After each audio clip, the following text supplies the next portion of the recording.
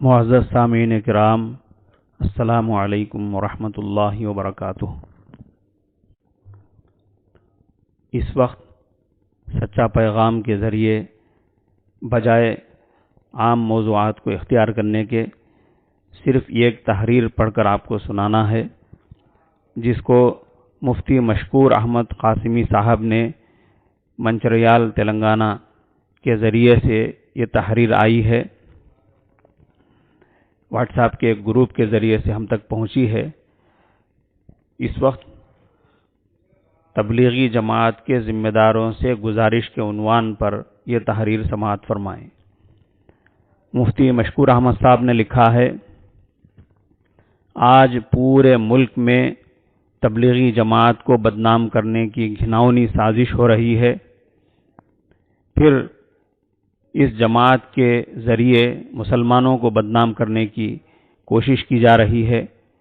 Corona virus کو مرکز نظام الدین سے جوڑا جا رہا ہے، خوب پراپیگنڈا کیا جا رہا ہے، کھلم کھلا مسلمانوں پر الزام لگایا جا رہا ہے۔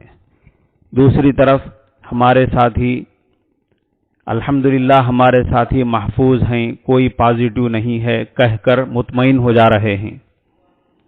چند گروپ میں یہ خبر ڈال کر خاموشی اختیار کی جا رہی ہے۔ اسی طرح تبلیغی جماعت کے تعلق سے پورے ملک میں جو آگ لگی ہوئی ہے، اس کا دفاع کرنے کی ضرورت ہے۔ مفتی مشکور احمد صاحب کہتے ہیں، میرے کہنے کا مطلب یہ ہے کہ جب آپ کی رپورٹ نگیٹو ہے، پورے ساتھی الحمدللہ محفوظ ہیں، کوئی پازیٹیو نہیں ہے، تو اس کا اعلان بڑے پیمانے پر کیوں نہیں کیا جا رہا ہے؟ جہاں تک میں سمجھتا ہوں کہ کچھ کیس یقیناً پازیٹیو ہوں گے، کیونکہ بھیڑ بھاڑ میں یہ ممکن ہے، مگر گھبرانے کی ضرورت نہیں۔ دراصل میرا یہ سوال ہے، میں 2-3 دن سے سوشل میڈیا پر دیکھ رہا ہوں، کئی اضلاع سے خبر آ رہی ہے کہ ہمارے پورے ساتھی محفوظ ہیں، سب کی رپورٹ نگیٹو ہے۔ کل کی خبر ہے کہ حیدرآباد ملے پلی کے 37 ساتھی سب کی نگیٹو رپورٹ آئی ہے۔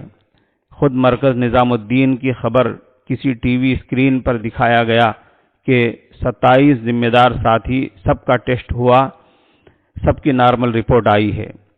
ایسی خبروں کی تشہیر باضابطہ کانفرنس کے ذریعے پورے ملک میں عام کرنا چاہیے، کیونکہ اس وقت پورے ملک کی نگاہ مرکز نظام الدین پر ہے۔ اس کی وضاحت بہت ضروری ہے، تاکہ جو غلط فہمی پیدا ہوئی ہے اونچے پیمانے پر، اس کا ازالہ بھی اونچے پیمانے پر کیا جائے تو مناسب ہوگا۔ اور ایک بات کی طرف توجہ دلانا چاہتا ہوں کہ آج پورے ملک میں جماعت کے ساتھیوں کو صرف نسبت کی بنیاد پر جو اس جماعت سے منسلک ہیں، اس بیچ میں وہ کہیں بھی وقت لگائے ہوں، ان کو بھی کوارنٹائن کیا جا رہا ہے۔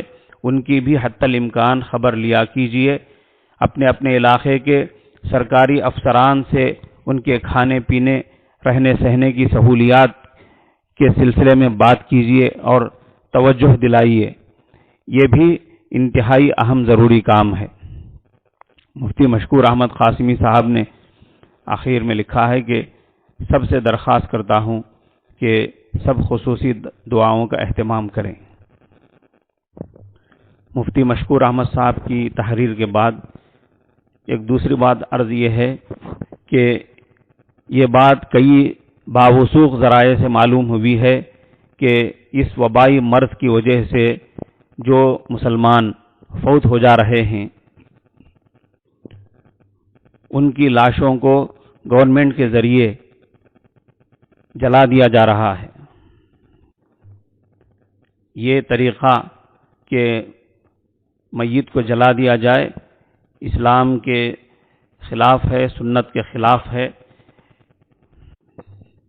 اس لیے جمعیت علماء ہند کے ذمہ داروں نے مولانا محمود مدنی صاحب دامت برکاتہم اور ان کے ساتھ دوسرے اہم اور بڑے ذمہ داروں نے گورنمنٹ سے درخواست کی ہے، اور اس سلسلے میں انہوں نے اس کی رخصت لے لی ہے کہ اگر متعلقین اس کو لینے تیار ہوں اور وہ لے کر سنت کے مطابق اپنے قبرستانوں میں دفن کرنے کے لیے تیار ہوں، تو کرونا وائرس کے ذریعے جس آدمی کا انتقال ہوا ہے اس کی لاش ان کے وارثین کے لواحقین کے حوالے کر دی جائے۔ تو گورنمنٹ نے اس کو منظور کر لیا ہے اور تمام اضلاع میں پورے ملک کے اندر یہ احکامات پہنچا دیے گئے ہیں۔ اس لیے اگر اس وبائی مرض سے کوئی فوت ہو جائے تو ان کے لواحقین سے درخواست ہے کہ اس لاش کو لے کر سنت کے مطابق دفن کریں، اور اس سلسلے میں گورنمنٹ جو ہدایتیں دے ان ہدایتوں کے ساتھ اور پھر علماء کرام کے مشورے کے ذریعے سنت کے مطابق دفن کریں۔ آخر میں عام مصیبتوں کے ماحول میں پڑھی جانے والی دعا پڑھ لیجئے۔ بسم اللہ الرحمن الرحیم۔ حسبنا اللہ ونعم الوکیل، نعم المولا ونعم النصیر۔ اس دعا کو بار بار پڑھتے رہیں۔